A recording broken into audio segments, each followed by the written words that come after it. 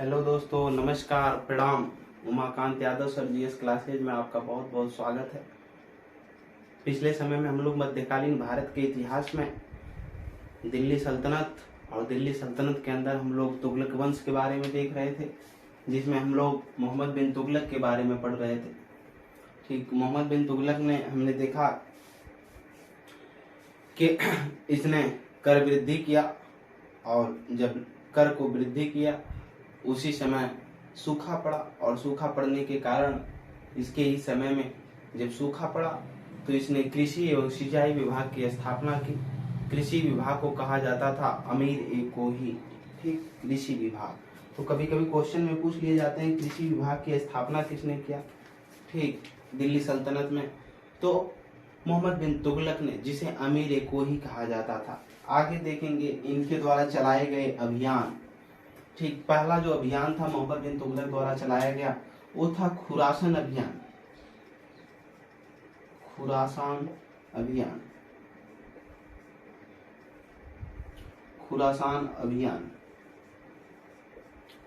खुरासान अभियान। खुरासान अभियान जो चलाया गया था ये अफगानिस्तान में पड़ता है। कहाँ? अफगानिस्तान में। खुरासान जो पड़ता है अफगानिस्तान में। खुरासान अभियान। ठीक, लिखेंगे इसमें खुरासान अभियान में यह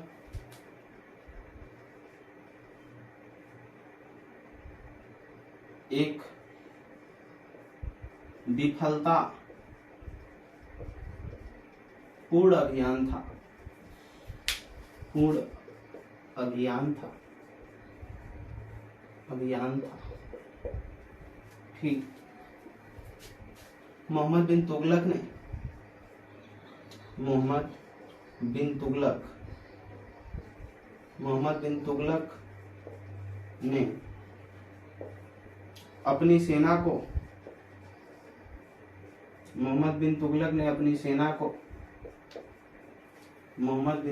अपनी सेना को एक वर्ष का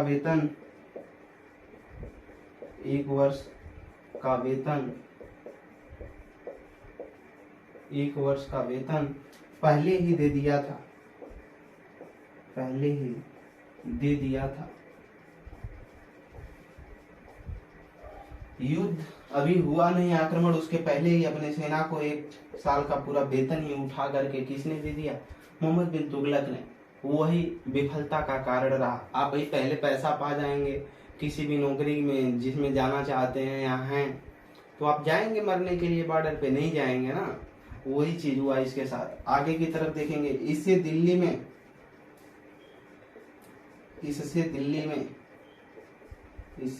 में आर्थिक संकट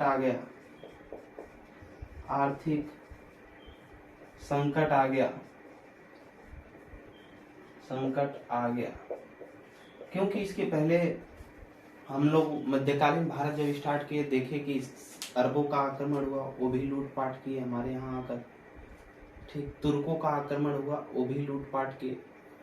गुलाम वंश की जब से स्थापना हुई, खिलजी वंश, इन लोगों ने ज्यादा कुछ बनाया नहीं है। और वो नहीं तो इसके पहले अभी मोहम्मद बिन तुगलक के समय में हम लोगों ने देखा जब टैक्स इन्होंने डबल किया तो उसी समय सूखा पड़ गया, और ऊपर से सेना का 1 वर्ष का वेतन पहले ही सबको दे दिया। तो इससे दिल्ली में आर्थिक संकट आ गया, और यही इसके विफलता का कारण बना खुरासान अभियान। अगला अभियान देखेंगे हम। इसमें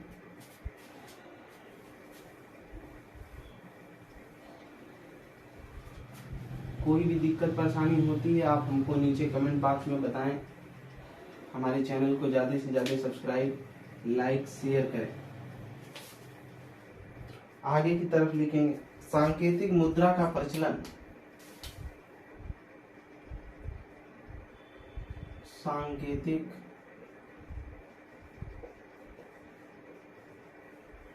मुद्रा का प्रचलन। हमने बताया था कि इसने सोने चांदी की जगह पे, पहले ही दिन मोहम्मद बिन तुगलक के क्लास में, इसने सोने चांदी के सिक्के जो चला करते थे ताबे के, उनकी जगह पे इसने चमड़े के सिक्के का क्या किया, निर्माण किया। आगे देखेंगे प्रचलन, जिसे बोला जाता था टंका। उस समय के जो सिक्के चले करते थे टंका, ठीक इसकी जगह पे क्या किया, जगह पर टंका की जो पहले चला करता था, इधर लिख लेंगे पहले चला करता था, पहले चला करता था टंका हुआ, जीतल हुआ, ठीक तांबा पीतल जीतल, इसकी जगह पे जीतल, ठीक जीतल, इसी को लिख लीजिएगा। चमड़े का सिक्का या लेदर का सिक्का, लेदर का सिक्का, और नोट छपवाया। नोट क्या छपवा रहे थे, तो इस सिक्के ही थे, ठीक। इसने टंका को हटा दिया। इसके पहले भी हमने देखा है इल्तुतमिश के समय में जीतल और टंका जो ताबे हुआ करते थे, सोने हुए करते थे, उनके सिक्के इल्तुतमिश ने भी चलवाया था गुलाम वंश में।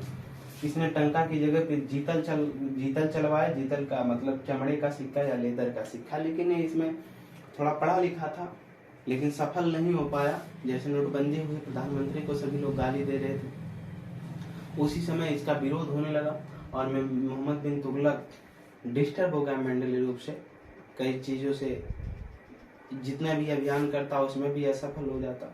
अभी सेना को पहले ही वेतन दे दिया लड़ने के लिए, तो इन सारी रणनीतियों के बाद ये जब असफल हो गया, तो इसीलिए इसको पागल सुल्तान रक्त पिपासु के नाम से भी जाना जाता। ठीक, आगे की तरफ लिखेंगे इसमें कराची अभियान। कराची अभियान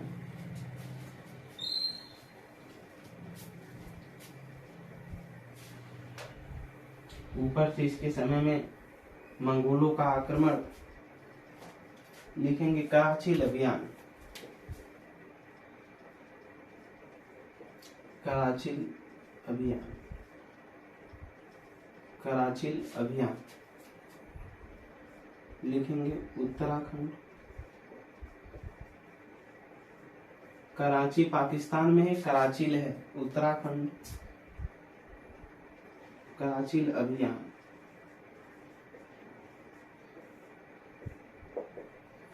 कराची अभियान देखेंगे हम, इसमें लिखेंगे यह भी एक विफलतापूर्ण, यह भी एक विफलतापूर्ण,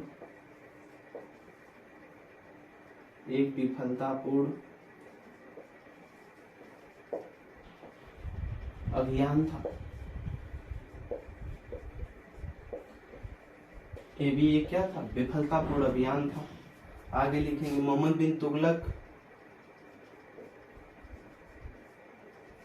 मोहम्मद बिन तुगलक,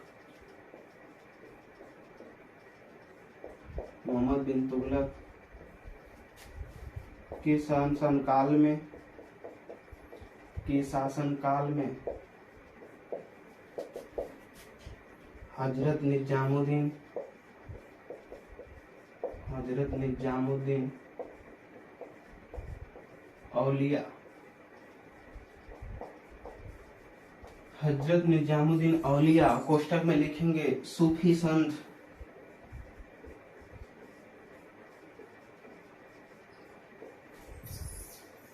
की मृत्यु हो गई, की मृत्यु हो गई, और मोहम्मद बिन तुगलक ने,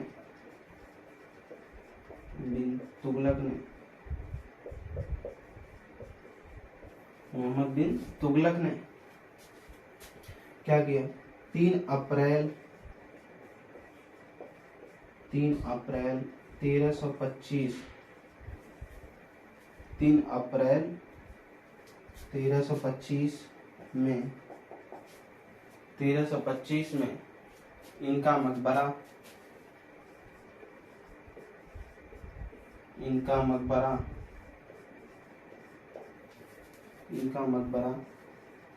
दिल्ली में कोष्टक में लिखेंगे दक्षिणी भाग में बनवाया।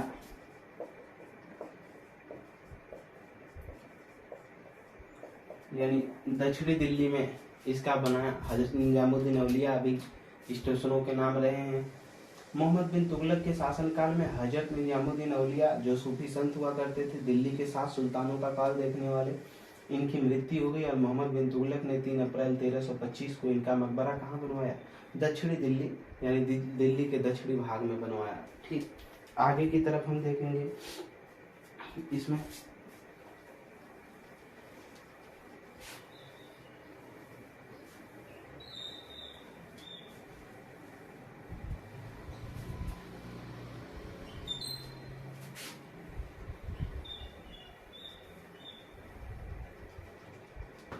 लिखेंगे थट्टा का विद्रोह 1351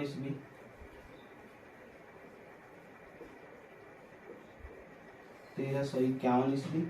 थट्टा का विद्रोह, थट्टा का विद्रोह कहाँ पड़ता है? लिखेंगे सिंध प्रांत में, सिंध प्रांत में। ठीक, आगे नोट करेंगे। इसमें लिखेंगे इसके बाद 1351 ईस्वी में 1351 ईस्वी में मोहम्मद बिन तुगलक ने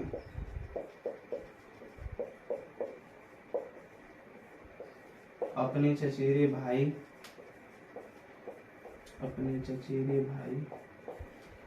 मोहम्मद बिन तुगलक ने अपने चचेरे भाई को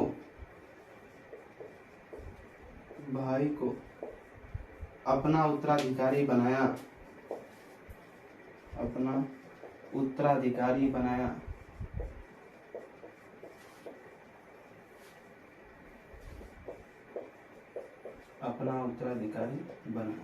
ठीक, आगे लिखेंगे 1391 ईस्वी में 1391 ईस्वी में मोहम्मद बिन तुगलक की मृत्यु हो गई। मोहम्मद बिन तुगलक की मृत्यु हो गई।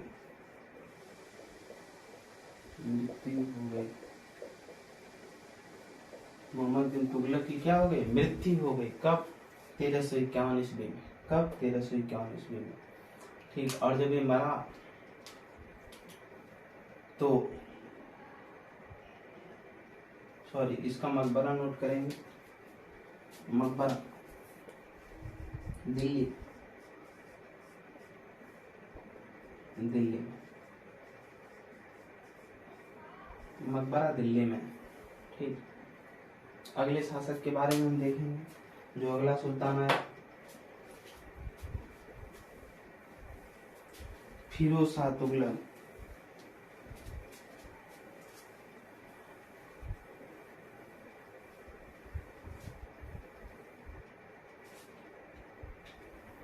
कोई भी दिक्कत परेशानी होती है आप हमको कमेंट सेक्शन में बताएंगे।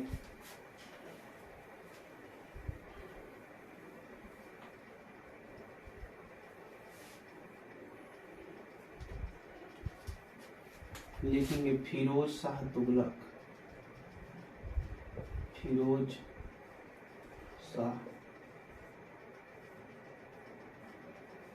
शाह तुगलक 1351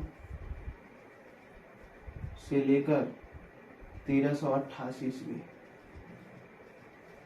1388 ईस्वी लिखेंगे हम। इसमें फिरोज शाह तुगलक, इसका चचेरा भाई था इसके मोहम्मद बिन तुगलक का। लिखेंगे इसे दिल्ली का अकबर भी कहा जाता है। इसे दिल्ली सल्तनत का अकबर कहा जाता है। अकबर कहा जाता है। अकबर कहा जाता। ठीक, दिल्ली सल्तनत का अकबर क्यों कहा जाता था? क्योंकि ऐसा है उदार व्यवहार, अच्छा काम और साम्राज्य का विस्तारीकरण किया। देखेंगे हम लोग मोहम्मद फिरोज शाह तुगलक के बारे में लिखेंगे। इसने अपने शासनकाल में इसने अपने शासनकाल में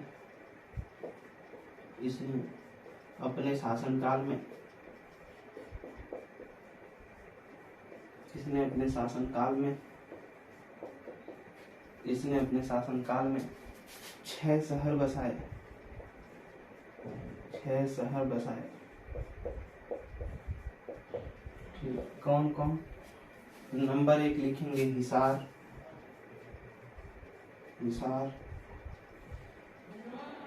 नंबर 2 फतेहाबाद।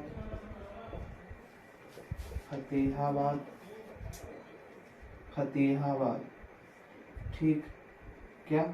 फतेहाबाद, हिसार। अब फिरोजा,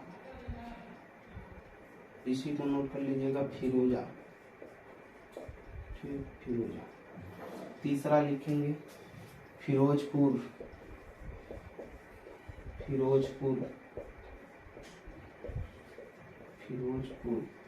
अगला लिखेंगे फिरोज शाह कोटला। दिल्ली में आज भी फिरोज शाह कोटला मैदान था, उसका नाम बदल करके अटल मैदान कर दिया। फिरोज शाह कोटला मैदान।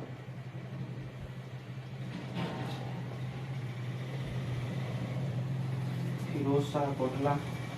अगला चौथा, 4 हो गया ना, 5 नंबर फिरोजाबाद, जो यूपी में पड़ता है। फिरोजाबाद।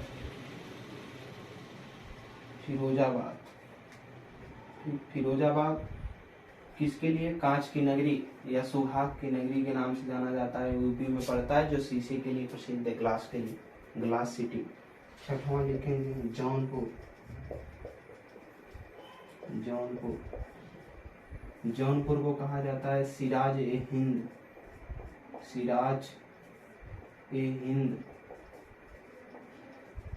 ठीक, इसी को कहा जाता है पूर्व का सिराज।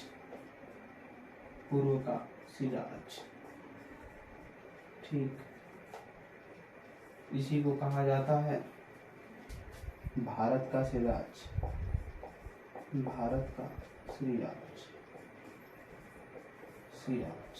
ठीक, प्रसिद्ध शहर था सुगंधित तेलों के लिए, और फिरोजाबाद जो था एक ग्लास सिटी के लिए प्रसिद्ध था।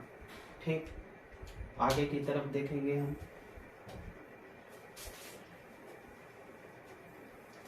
और तुगलक वंश का एक संस्थापक था। कौन? तुगलक वंश का संस्थापक गाजी जो मलिक था। कौन? गयासुद्दीन तुगलक।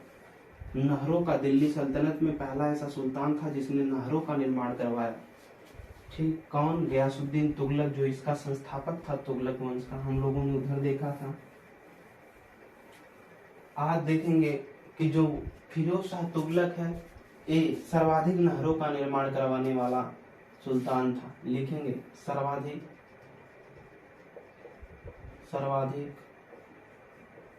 नहरों का निर्माण करवाने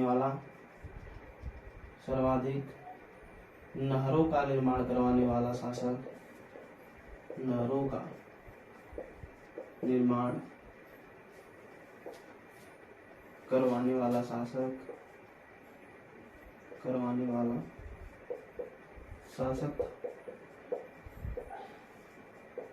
ठीक, सर्वाधिक नहरों का निर्माण इसने करवाया। आगे लिखेंगे इसने जगन्नाथ मंदिर को नष्ट करवाया। इसने जगन्नाथ, उड़ीसा में पड़ता है, पुरी में। ठीक, उड़ीसा, पुरी धाम, पूर्व का धाम है पुरी धाम। जगन्नाथ जिसका अद्वैत शंकराचार्य ने इसकी स्थापना किया था, इसने जगन्नाथ मंदिर को नष्ट करवाया।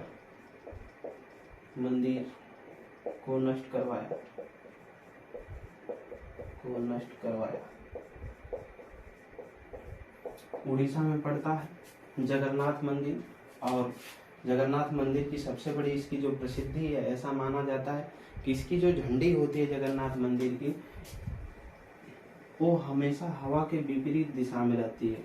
कैसी रहती है? हवा के हमेशा विपरीत दिशा में रहती है। जैसे हवा चलेगी उसके उल्टे में उसकी झंडी रहती है। और इसके जो प्रसाद पकाए जाते हैं जगन्नाथ मंदिर के, इस जंगलों में कोल भील जो जनजाति होती है, इन्हीं के द्वारा पकाए जाते हैं। माना जाता है जो ये प्रसाद पकाए जाते हैं, इस 7 हंडों में पकाए जाते हैं। बड़े बड़े हंडे होते हैं पीतल बर्तनों को, उस तरह से बड़े बड़े हंडों में पकाई जाती है। और जंगलों में पेड़ों पे बांध करके लटका करके इसको पकाया जाता है, इस मंदिर का प्रसाद। नीचे से अग्नि लगाई जाती है और 7 हंडे एक साथ लगते हैं। और सबसे ऊपरी वाले पात्र में जो 7वां हंडा होता है, हंडा का मतलब पात्र बड़ा वाला, उसमें पहले प्रसाद पकता है, फिर 6वें में, फिर 5वें में, फिर 4थे में, तीसरे में, दूसरे में पहले, जो कि नीचे आगे जो है नीचे से ही लगाई जाती है, लेकिन सबसे पहले ऊपर से वो जो है पकता हुआ स्टार्ट होता है नीचे से, ऐसी शक्ति मानी जाती है। और अगला देखा जाए तो जगन्नाथ मंदिर की जो विशेषताएं हैं कि हवा के विपरीत इसकी झंडियाँ होती है, और प्रसाद कितना हो जनता हो जाए कम नहीं होता है। ठीक, जगन्नाथ मंदिर में भी बहुत ज़्यादा सोना चांदी भरे हुए हैं। यहीं पर पुरी के बाद कोणार्क, सूर्य का कोणार्क मंदिर भी पड़ता है। कहाँ? उड़ीसा में ही। आगे की तरफ देखेंगे, इसमें हम फिरोज शाह तुगलक के बारे में देख रहे थे। आगे लिखेंगे ज्वालामुखी मंदिर में, इसने ज्वालामुखी मंदिर में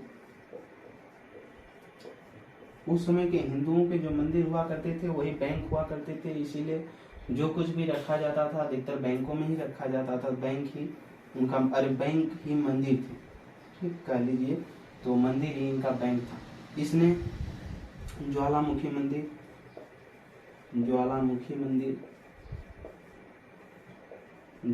मंदिर जिसमें मोहम्मद गजनवी ने भी इसको लूटा था।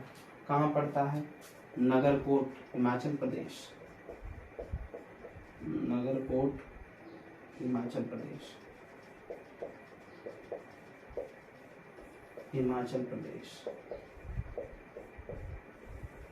नगरकोट मंदिर, ठीक, नगरकोट मंदिर हिमाचल प्रदेश में लूटपाट किया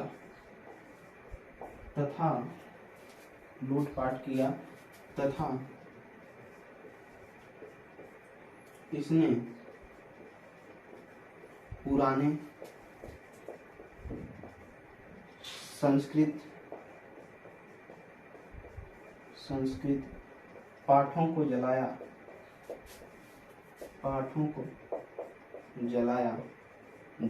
या जलाया, जो भी है नोट कर लीजिएगा, जलवाया। ठीक, आगे लिखेंगे इसमें ब्राह्मणों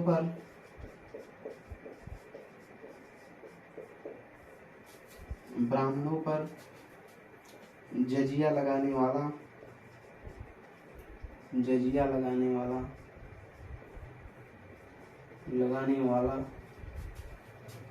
प्रथम सुल्तान था।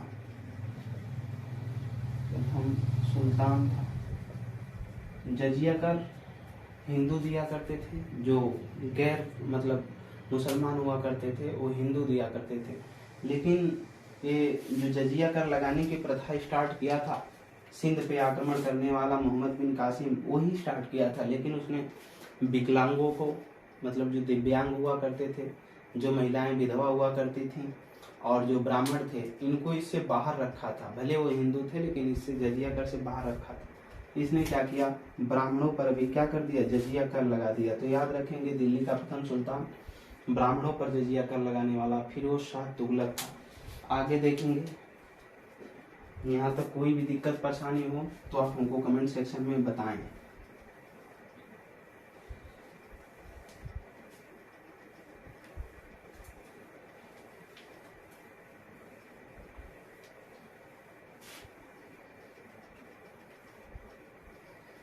देखेंगे आगे, इसमें दीवान-ए-खैरात, स्टार बनाकर लिखेंगे दीवान-ए-खैरात। ठीक, इसने दीवान ए खैरात, दीवान ए खैरात, दीवान ए खैरात। नोट करेंगे दान विभाग,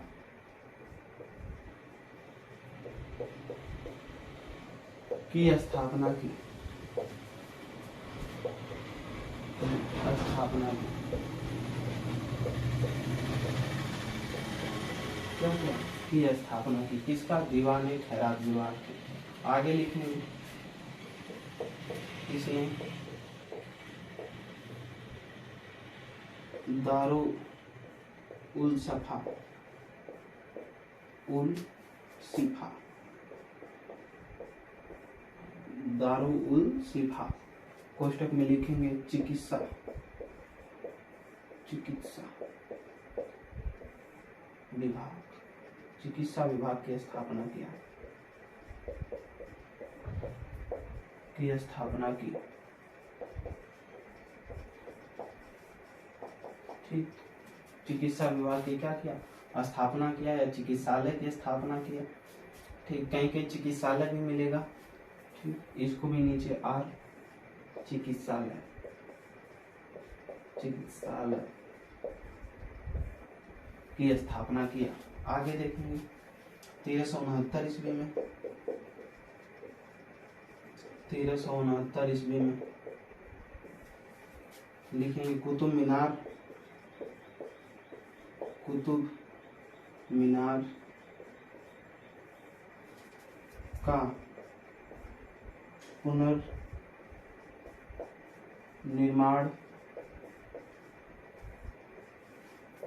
करवाया। 5वीं मंजिल की, 5th मंजिल की, मंजिल की 5वीं मंजिल की इसने पुनर्निर्माण करवाया था। किसका? कुतुब मीनार परिसर का, क्योंकि उस पर बिजली गिर गई थी और खराब हो गई थी वो। ठीक, इसके बाद चल करके लास्ट में लोधी वंश में इब्राहिम लोधी आएगा जो उसकी पुनर्मरम्मत करवाएगा। किसकी? कुतुब मीनार परिसर की। फिर जो कि कुतुबुद्दीन ऐबक के गुरु बख्तियार उल काकी, कुतुबुद्दीन ऐबक बख्तियार उल काकी की क्या यादगार में कुतुब मीनार परिसर को बनाया गया था। ठीक, जिसने नींव कुतुबुद्दीन ऐबक ने रखा था और उसको पूरा कराने वाला कार्य इल्तुतमिश ने किया था। आगे कहीं तरफ करेंगे, इसने 4 कर लगाए। कौन? फिरोज शाह तुगलक, इसने 4 कर लगाए। देखेंगे इसने 4 कर लगाए, इसने 4 कर लगाए, कर लगाए, इसने 4 कर लगाए। कौन कौन से? नंबर 1 खराज, नोट करेंगे। नंबर 1 खराज, क्या? खराज। नंबर 2 जकात, नंबर 3 जजिया, क्या? जजिया। नंबर 4 नोट करेंगे खुम्स। ठीक, थोड़ा थोड़ा लिख लीजिए इसमें। खराज जो हुआ करता था वो एक भूमि कर हुआ करता था, और ये हुआ करता था जकात, ये मुसलमानों से लिया जाने वाला धार्मिक कर, लिया जाने वाला धार्मिक कर, धार्मिक कर। ठीक, जजिया जो हुआ करता था गैर मुसलमानों से, गैर हिंदुओं से, डायरेक्ट लिखिए ना, हिंदुओं से लिए जाने वाला, हिंदुओं से लिया जाने वाला, लिया जाने वाला धार्मिक कर, धार्मिक कर। ठीक, खून से जो हुआ करता था युद्ध में लूटा गया, आक्रमण हुआ कहीं दूसरे देशों के, दूसरे साम्राज्य के ऊपर, वहां से जो युद्ध में लूटा जाता था धन, वो युद्ध में लूटा गया धन, युद्ध में लूटा गया धन। ये रहे 4 प्रकार के इसने कर लगाए, खराज, जजिया, ज़कात और खुम्स। नोट करेंगे, आगे की तरफ देखेंगे।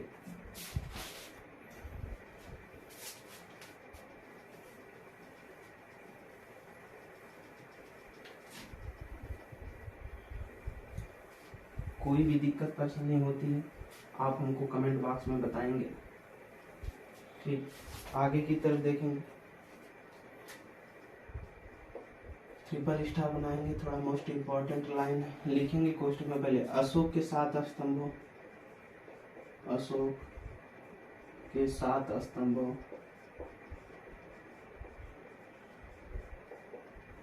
अशोक के 7 स्तंभों में से,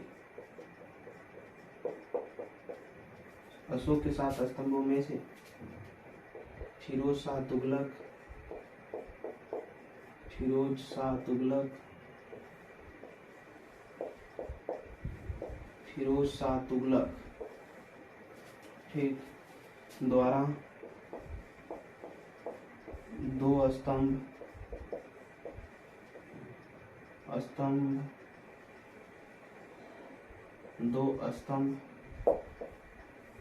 फिरोज शाह तुगलक द्वारा 2 स्तंभ दिल्ली स्थानांतरित करवाया गया, दिल्ली स्थानांतरित करवाया गया, करवाया गया इसलिए कि उसका संरक्षण हो सके। वो खराब हो रहे थे, सब मौर्य काल के थे। तो नोट करेंगे। एक है टोपरा का स्तंभ लेख, जिसको हमने बताया हुआ है अशोक के समय में, टोपरा स्तंभ लेख। दूसरा है मेरठ स्तंभ लेख, मेरठ स्तंभ लेख। ठीक, यहाँ से हटवा कर कहाँ स्थानांतरित करवाया दोनों को? दोनों को दिल्ली, दिल्ली में स्थानांतरित करवाया, स्थानांतरित करवाया। नोट कर लें कौन कौन? टोपरा स्तंभ लेख, दूसरा मेरठ स्तंभ लेख। ठीक, नोट कर लीजिए इसको। आगे की तरफ देखेंगे।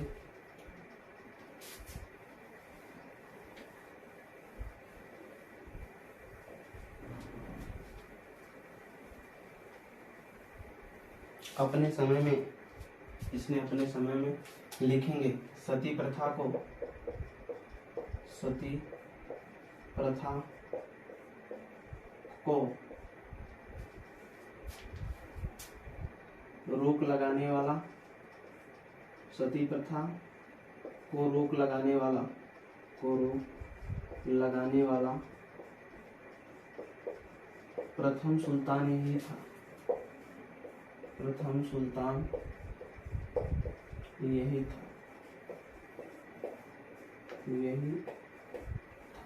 ठीक, सती प्रथा को रोक लगाने वाला कौन था? प्रथम सुल्तान यही था।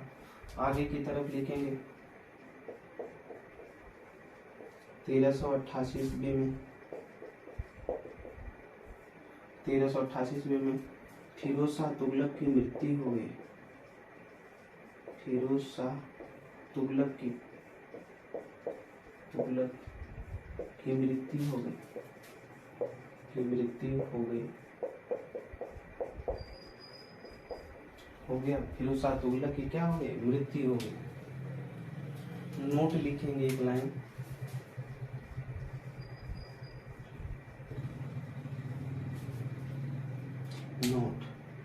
नोट में लिखेंगे फिरोज शाह तुगलक,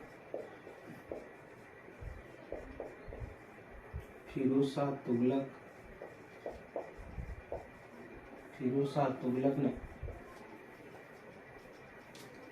अपने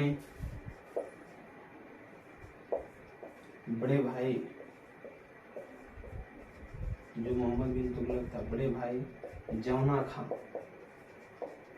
जौना खां जिसका नाम था मोहम्मद बिन तुगलक, बड़े भाई जौना खां, ठीक, चचेरा भाई था, मतलब चाचा का लड़का था लेकिन बड़ा था। उन्हें बड़े भाई जौना खां की याद में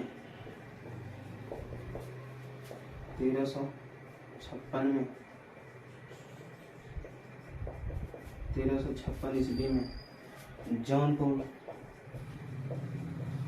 शहर की स्थापना किया था।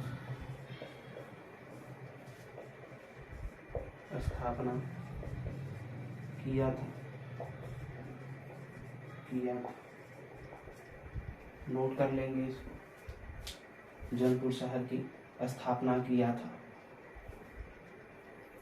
यहाँ तक हो गया। आगे की तरफ हम लास्ट शासकों को करीब देखेंगे।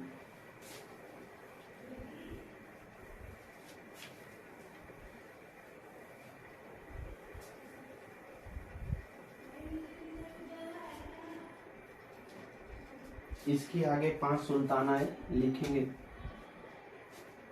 आगे 5 सुल्तान आए।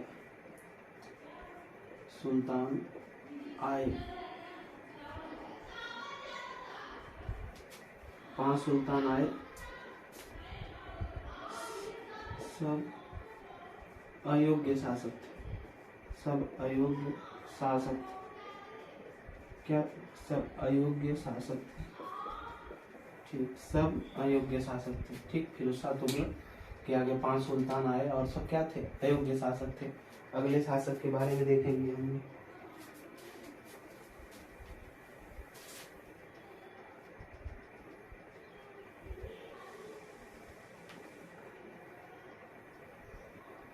कोई भी दिक्कत परेशानी होती है आप हमको कमेंट सेक्शन में एक बार सूचित करें। ठीक, आगे की तरफ लिखेंगे नासिरुद्दीन महमूद।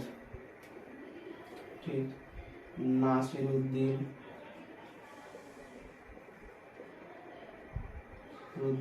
महमूद।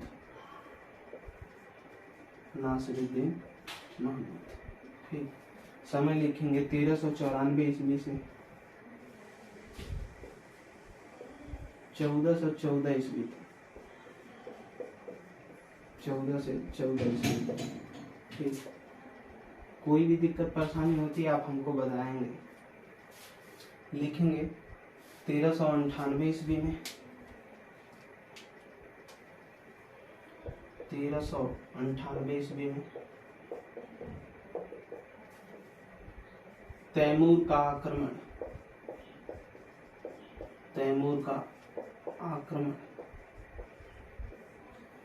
आक्रमण हुआ।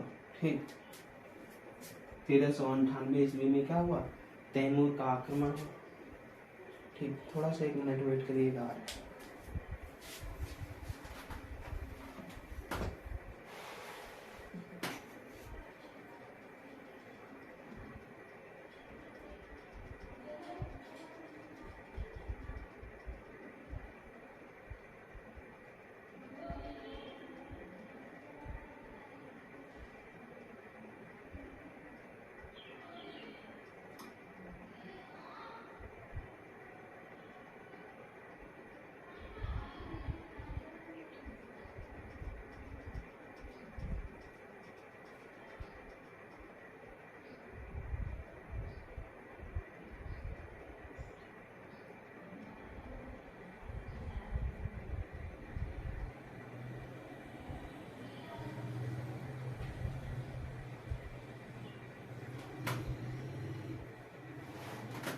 देखेंगे आगे की तरफ।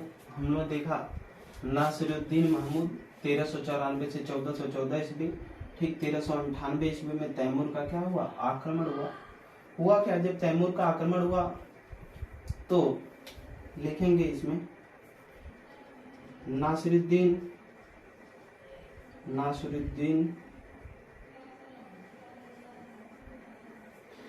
महमूद नासिरुद्दीन महमूद का ही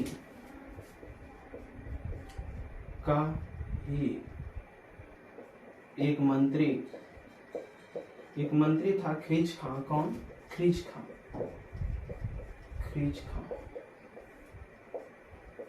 जिसने तैमूर लंग तैमूर लंग की सहायता कर दी, की सहायता की थी, जिसकी मदद से वह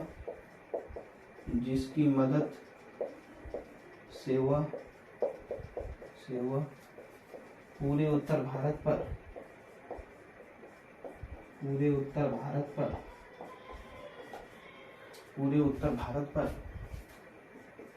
कब्जा कर लिया।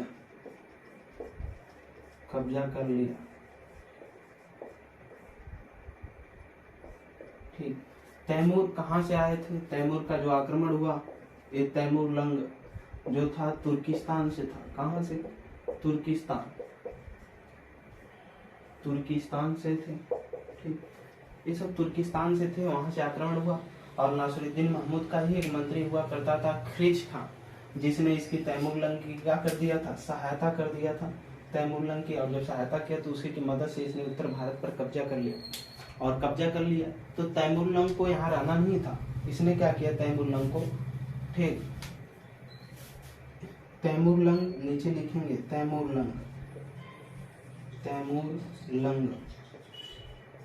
तैमूर लंग रुका नहीं। इसने क्या किया? अपने पुत्र को, तैमूर लंग ने अपने पुत्र शाहरुख खान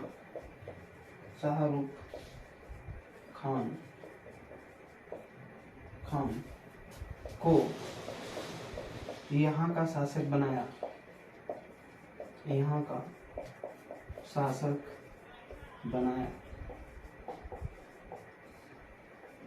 ठीक, इसको मार दिए थे सब, नासिरुद्दीन महमूद को मार दिए। इसने शाहरुख खान को यहाँ का शासक बनाया तथा कुछ समय बाद ये भी भारत से चला गया, भारत से वापस चला गया। ठीक, चला गया। और जो खिलजी खां था, मंत्री हुआ करता था नासिरुद्दीन महमूद को, जिसकी मदद से ये सब पाए थे साम्राज्य, उसको अपना एक कह लीजिए तो गुलाम नियुक्त कर दिया, अपने जगह पे उसको शासक नियुक्त किया और उससे कहा कि आप राजस्व हमको देते रहेंगे। क्या? राजस्व। अब हुआ क्या देखिएगा, नासिरुद्दीन महमूद का शासन तो ठीक था, इसके ही एक मंत्री ने, यानी घर का ही भेदे पूरे उसका खात्मा कर दिया। एक मंत्री था खिलजी खां, ठीक, कुछ हुआ होगा कभी सुल्तान से, इसने क्या किया? पूरे सुल्तान के विरोध में खड़ा हो गया। और जब विरोध में खड़ा हुआ तो उसने जाकर के सारी बातें तैमूर लंग से बताया, और तैमूर लंग ने आक्रमण कर अपने बेटे को यहाँ का शासक बनाया। लेकिन कुछ समय बाद उसका बेटा भी यहाँ से चला गया, फिर आगे यहाँ से चला गया वापस। फिर इसने क्या किया? तैमूर लंग ने जब वापस चला गया उसका बेटा भी, तो उसने खिलजी खां को क्या बनाया? अपना खिलजी खां को यहाँ का शासक नियुक्त किया। खिलजी खां उसे क्या दिया करता था? राजस्व दिया करता था। ठीक, राजस्व पे बात हो गई कि आप हमारे यहाँ इतना पैसा पहुंचाते रहेंगे और आप शासन करिए, कोई दिक्कत नहीं। ठीक, नीचे लिखेंगे शाहरुख अपनी जगह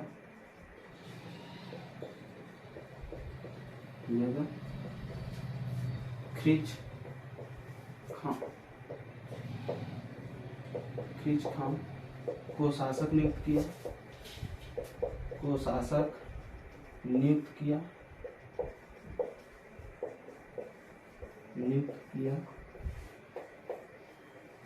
और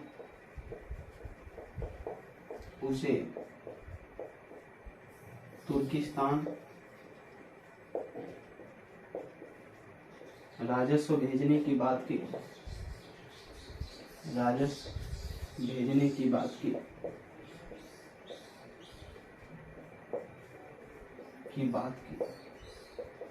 यानी बातचीत हो गई कि आप शासन करिए, राजस्व हमारे यहाँ भेजते रहिए। आगे की तरफ लिखेंगे फिर यही खिलजी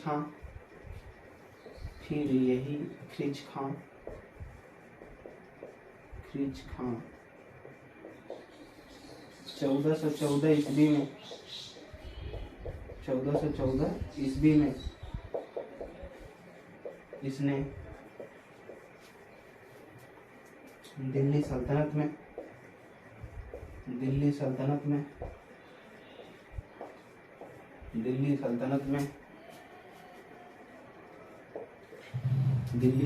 में सैयद वंश, एक शिया वंश था भारत में, प्रथम शिया वंश यही था, सैयद वंश की स्थापना किया।